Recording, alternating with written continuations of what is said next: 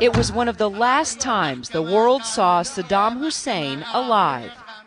Now, for the first time, you will see where he lived out his last moments, in his cell, reading from his journal, and his final haunting photograph. So he was actually jailed in a building he built. Jailed in a building that he built, jailed in a building that many of his guests came and enjoyed.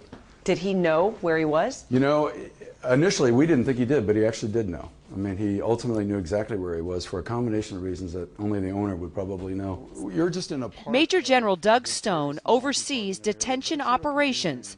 According to Stone, Saddam also knew what was once decadent had become bare. This is the cell where Saddam Hussein slept, bathed, and spent his final morning. So he got up. He was informed that, in fact, today would be the day that he would be going to the execution. He bathed himself here in a very modest manner. It was winter, so it was cold. He then put on his dark suit, the one that I think most people have seen that was laying out here. He put that on. He was all ready to go. It took, I think, about a 10-minute delay. But as he went out, he said goodbye to the guards and then got in the vehicles and, of course, proceeded on over for the execution. What did the guard write about his final minutes before he went to the gallows? Yeah, well, just in the last 10 minutes while he was waiting, he asked the guard, he said, I want to give you all my belongings. Please give those to the lawyer, and please tell my daughter that he is going to meet God with a clear conscience and that he's going as a soldier, sacrificing himself for Iraq and for his people. Next to Saddam's cell, his exercise bike, examining table, basic medication, and a nickname not many people have ever heard. Why did you all call him Vic? Little known secret. When he came here, there was a debate. Do you call him Mr. President? No, that doesn't sound very good. What do you call him? Each detainee has an internment security number, and so we thought we don't call him that number either. So one day he looked across and said, well, why do you have that initials on there? And we said, well, that stands for very important criminal. He said, well, what does that mean? He says, well, it's Vic. He said, well, okay, that's what I want to be called. But, says Stone, Saddam felt much more comfortable in his garden, a garden he was allowed to grow under a watchful eye. This is probably his favorite area. Again, not particularly too elaborate. Did you find that odd that he wanted a garden, or did you suggest that? No, he wanted a garden. He wanted to have a little planting over here, and it's sort of somewhat interesting that nothing he ever planted grew very well.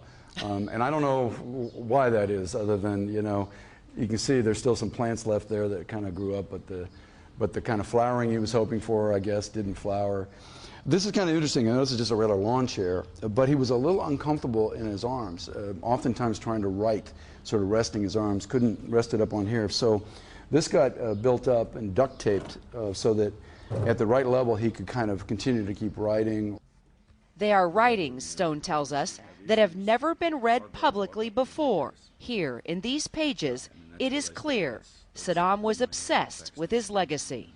Therefore, I find my responsibility of citizens and my role as a believer in the nation require putting the dots on the letters so that the people and history thereafter may know the facts as they are and not as those who want to counterfeit it. So he's afraid that history will not be recorded as he wants it recorded. As he wants it recorded, exactly. Let me ask you about the poetry. He writes this one poem talking about Baghdad. He says, the nights are darker after the sunset, but the smoke and the burning overwhelms the city. You will feel suffocated under its skies. My days are now nights, no stars, no moon, but lots of screams. He was writing about something he couldn't see. Yeah, it's fascinating. Even where we're located now, he would have heard things. He probably could have sensed fumes and that sort of thing. But he was seeing a very different battlefield than what he physically could see or even experience at the moment. What do you think of the fact that he wrote poetry? Saddam Hussein writing poetry. Trust me, I'm not a literary major here, but I think there's a sense in poetry of timelessness about, you know, the sense of things. And I think Saddam Hussein, through all of his writings, was trying to equate himself with timelessness. He was important in history, and he'll be important in the future. And so linking this poetry together, all I can surmise is much like linking the rest of this together in one. He wanted people to remember him in a very poetic, large fashion. The empty chair, an eerie image of Saddam sitting next to us, watching us do exactly what he wanted. In one part of the journal he writes, "Dear nation, get rid of the hatred, take the clothes of hate and throw it into the ocean of hatred. God will save you and you will start a clean life with a clean heart." But this was someone that was so full of hate. Well, he certainly was, at least those were his actions.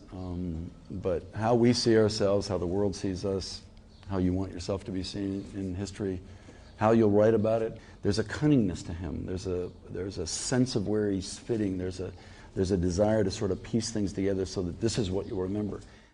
But this is the way many will remember Saddam Hussein. So this was the last photo that was taken of him? That's right, Kira. This is the last picture ever taken of Saddam Hussein alive that we're aware of. Why is he so irritated? He looks angry. Yeah, he is angry, and that's very perceptive. He actually is a guy that wouldn't normally look like that, but our guards noticed it. What had happened was the Iraqi guards had written his name on the back of this whiteboard as if to take his picture in front of the word Saddam Hussein, and they had misspelled his name. Oh. So he turned to him and said, "I am Saddam Hussein." A captured moment of an angry man, a man who until the end refused to see himself as anything other than a believer in the nation he lost.